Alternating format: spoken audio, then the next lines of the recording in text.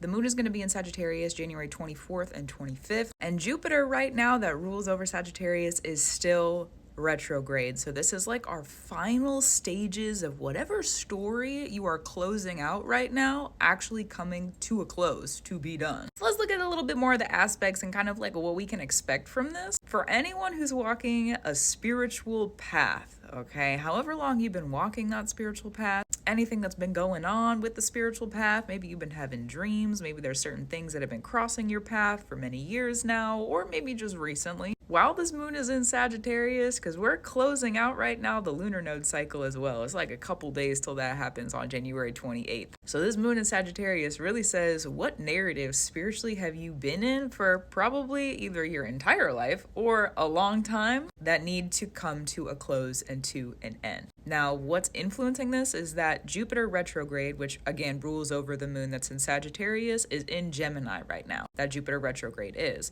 And what rules over Gemini is Capricorn, Mercury. We got Mercury ruling over Gemini in Capricorn, and then we have Saturn ruling over that Capricorn space in Pisces. So it's like spiritual details, the spiritual structure, the spiritual order that you've really been walking in and working in for a long time. Probably something also because it's Mercury in Capricorn, it's ancestral stories. What ancestrally have you been connected to for a long time that just for whatever reason has not been able to come to a close and to an end until whatever work you've been doing has allowed it to be. Speak specifically. Speak specifically. Speak. If you're doing any work, speak specifically. If you're doing any work, if you're doing any spells, if you're praying, if you're anything, calling on spirits, whatever it is you're doing during this moon in Sagittarius, be specific. Be very specific.